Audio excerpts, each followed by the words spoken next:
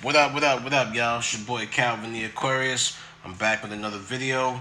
Uh, as you know, we are doing the birth chart house series. Um, let's look at this chart. Let's see what's going on, man.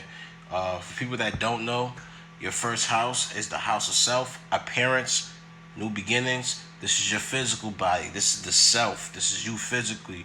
It's your first impressions. It's your attitude. It's your identity, and it's how you approach life. How do you identify? Who are you? You know what I'm saying? What's your attitude? Do you believe in winning? Like, are you a winner or are you a loser? You know what I'm saying?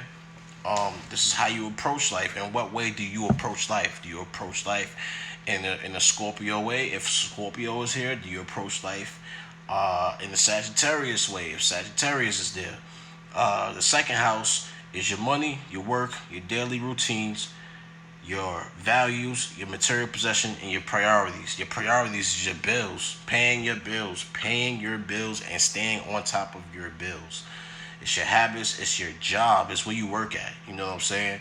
And it's your work ethic. Do you have good work ethic or do you have bad work ethic? Like, what is it? Or is it in between? Is it you half stepping? You kind of want to work hard, but you ain't really working hard, or you do you uh not want to work at all. Like, your material possessions could be like your clothes. You know what I'm saying? Things that are personal to you, things that you wear, things that you have. You know what I'm saying? The third house is your conscious mind. This is the mind. This is your thinking. How do you think? What sign is here? How does that sign play out? What type of mind do you have? This is the house of siblings, so your social activity and your interests, your neighbors, your early education. Because when you're young, you don't talk to everybody except people that are close to you, people that you know. These are people, places, and things. This is your third house, bro. Your third house. So don't get it confused. Just know that these are people, places, and things.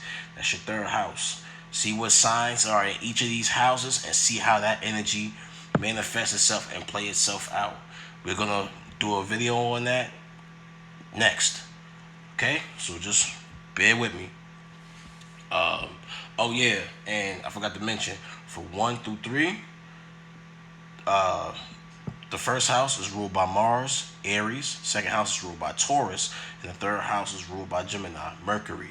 So let's move on to the fourth. The fourth house is ruled by the moon. It's ruled by Cancer. The fourth house is your home, your roots, your family, your self-care, your personal emotions. What's personal to you?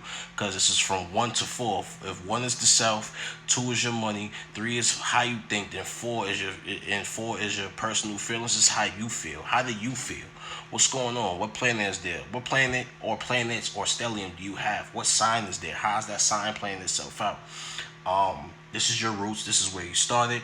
This is the family that you were born into and birthed into. This is your family. This is your self-care. How do you take care of yourself? Do you take care of yourself? You know what I'm saying? This is your personal emotions. This is your foundation. Where did you get started? Where were you born? What state? What time? What city? You know what I'm saying? This is the birth. This is the birth of you. This is you. And this is you birthing things into this world. You know what I'm saying?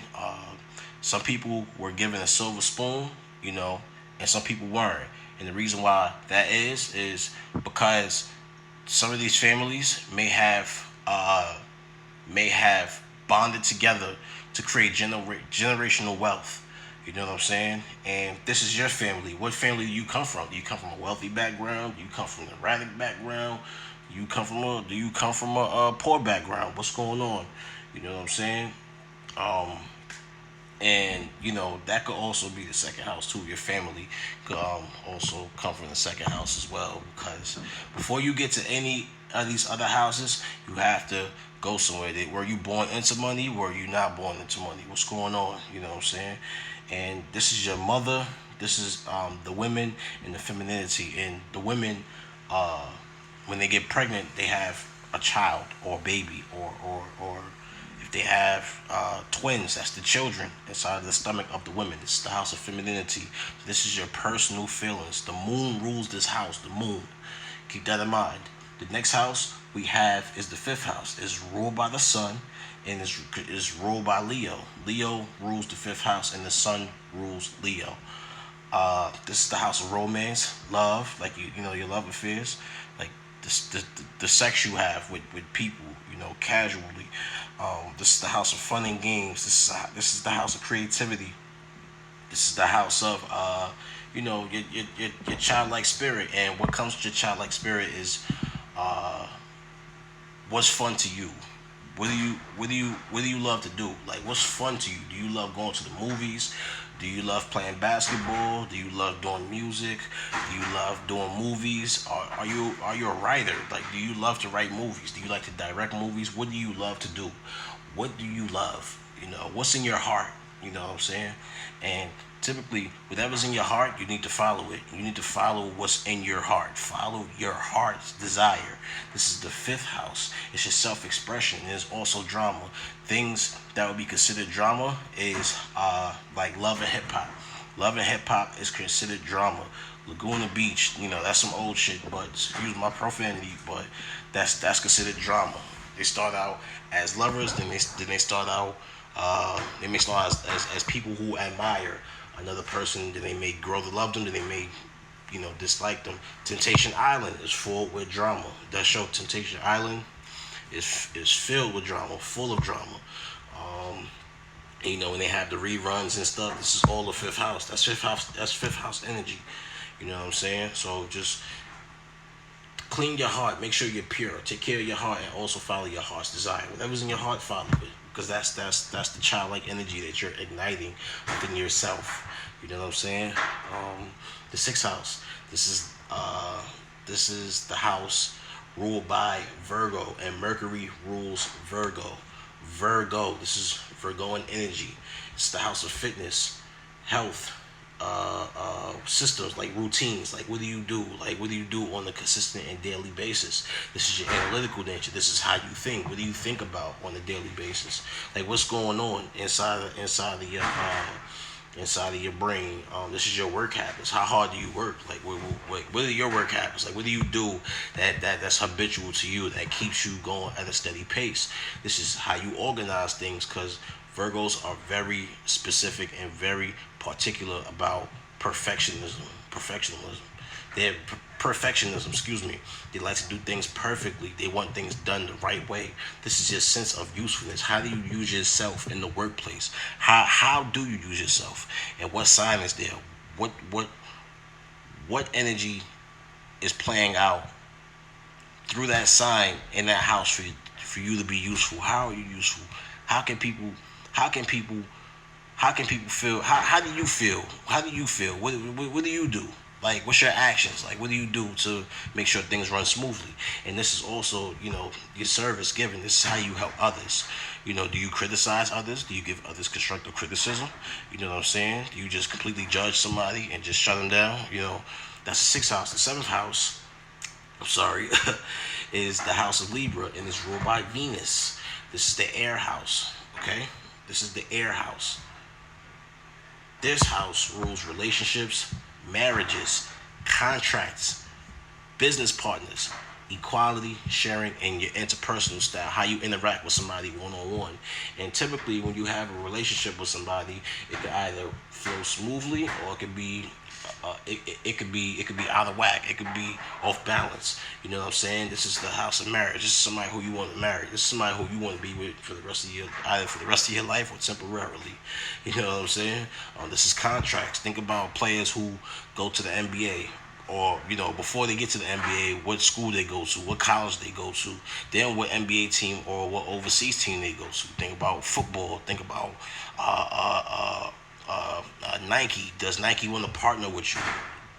Are they going to partner with you? These are your business partners. These are people who want to come to you and engage in some type of relationship to make money, because Venus rules money. Venus rules the second house and the seventh house, and everybody loves money. People, this is the house that people want to utilize to get further in their, you know, in their endeavors. So another thing, if you don't have no planets here, don't be afraid. That just means that you were born. When you were born, this house right here, and this house right here, wasn't, particularly a focus for you. This is not a house that you focus on, but you can use these houses if they're empty to help you move around in life the way how you need to move around. You know what I'm saying? But this is equality. How could we do business with you? All right, what could we do to do business with you? You know what I'm saying? Like when you making a video and being creative, using your creativity, that's using fifth house energy, because you want to make money. You know what I'm saying? YouTube, that's a partnership. When you obtain a certain amount of views and a certain amount of subscribers, YouTube comes with you to partner with you, to make money with you. They want to partner with you. They want to offer you a contract. They want to offer you a seat at the table. That's partnerships. You know what I'm saying? And then that's when we get the eighth house. They want to merge with you. Eighth house is ruled by Scorpio and is ruled by Mars, and it can also be ruled by Pluto. My bad, guys. These folks are outside doing something. It's kind of intercepting my video. This is merging, coming together. This is the house of sexual energy, primal sexual energy. This is intimacy. This is shared finances, inheritances. Did you inherit something? Did somebody just give you money? Like, do you walk on the street randomly and people just give you money? That could be like Jupiterian energy, like that, like Jupiter. Jupiter can expand in this house. What is it expanding? You have a lot of sex, or do you merge a lot? Do you share your finances a lot? Do people share their finances with you? Do you have a lot of taxes? Are you in a lot of debt? Or do you take out a lot of loans to acquire things? How many assets do you have? Do you have a lot of assets? So on and so forth. And this is your partner's resources, and this is also mysteries. Whatever's hidden out there will expand. Whatever's behind the scenes, you'll be able to see it if you have Jupiter here, or if you have the Sun here. A lot of transformation goes on within this house, so you have to be mindful of this energy right here, the eighth house energy. You know what I'm saying? I'm not gonna say you have to be mindful of everything, but the houses that we deal with in our daily life, and like in our social life and our public life, we deal with all of these houses. But the main houses that we deal with and what people focus on is health, which is sixth house activity, relationships, business, which is seventh, second house, which is money, work, income, how much money somebody has, and the first house, how we appear and how we look to people. You know what I'm saying? But it doesn't really matter, how much money you have, because we all going to the same place. We all gonna have the same grave. It don't matter about none of that. We all going to the grave, bro. So this is the house of death. This is the house of leaving things in the past, transforming for the better, improving. You know what I'm saying? The ninth house is ruled by Jupiter. This is the house of Sagittarius. This is traveling. This is traveling long distance, whether it may be spiritually, physically, or emotionally. Wherever it is, wherever you want to travel, this is wisdom. And when you travel places, you gain wisdom, you gain experience, and when you gain that experience, you can learn. It teaches you how to philosophize, and how to talk, and how to put things into perspective for other people to understand. You understand what I'm saying?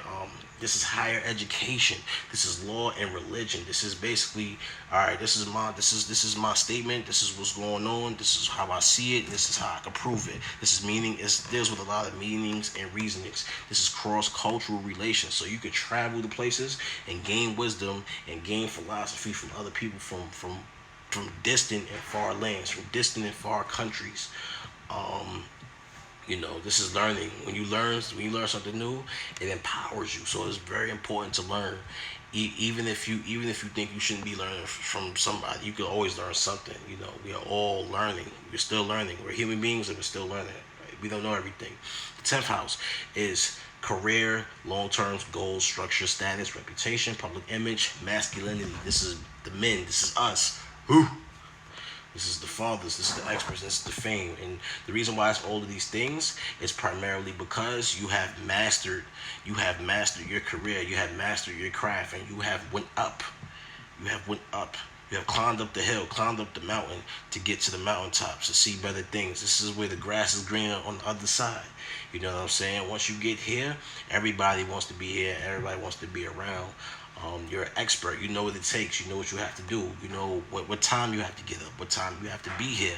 You know who you gotta communicate with. You know who you don't gotta communicate with. You know how you gotta work with, etc. and etc. You know what I'm saying? So This house is ruled by Saturn, and it's also ruled by Capricorn. Capricorn. This is Capricornian energy. This is business. This is all work and no play. We gonna get this shit done, and that's the end of it. Excuse my language. We gonna get this done, and we gonna handle our business. You know what I'm saying? The next house we have is the 11th house. This is the gains. This is what you gained after your career. What group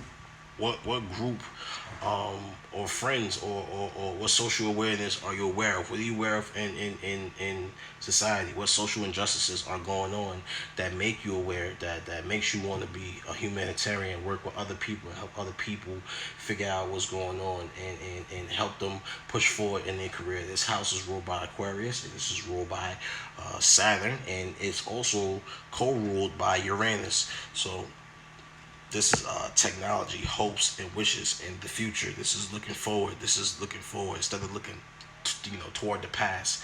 This is looking forward. This ain't going backwards. This is looking forward. This is helping people push forward, helping people move forward. This is a form. That's like a form of selflessness. That's a form of selflessness. Helping people push forward, putting out information that people can use that'll help them move forward in their life, and also in their career or with their families and whatnot. So what group of people are you talking to? Like I'm making this video, and I'm talking to a group, a group on YouTube. What group am I chatting with? I'm chatting with the astrology community. You know what I'm saying? All people who don't do astrology. And then within the 12th house, the 12th house is basically the house of what you've done long after you have transitioned, and you have moved on. This is the end. Like this is the end before you come back into the self, before you re-embody the self. So it is very important what type of karma you are bringing into this world, because you don't want to continue into your next life with karma that you owed. You know what I'm saying? And within the next life, the karma that you bring is the karma that you left behind in the previous, in your previous existence. So the 12th house deals with endings. That's you. That could be you, God forbid, or a family member, or things just passing on and moving on. It represents healing. So this could also represent hospitals, things of that nature. Spirituality. It's the spirit without a body. This is your spirit. This is your spirit moving on, and without taking any form, unless you're brought back into this reality, because you have a lesson that you have to repeat, and in order for you to understand why you was brought back. But most of the time, you don't even know, because it's like real foggy, real hazy. The 12th house is ruled by Jupiter, and it's co-ruled by Neptune. So Neptune brings in that fogginess, that kind of like that blinding type of factor. It puts the blinds down. You can't remember what you did in the past, but everything that goes on with you in the present is what you brought from your previous life. This also represents solitude, and solitude could be, your peace, the peace that you need in order for you to, be better. This could also represent jails and asylums. When you go to jail, you're put into solitary. You could be put into solitary confinement. You could be put into a place where, you may not have no more freedom. So just be mindful of what you do, man. And this is the 12th house. So with that being said, don't forget to like, share, and subscribe, as you're about to see. I'll be back with a part 2 to this video. If you have any comments, comment below. I will respond.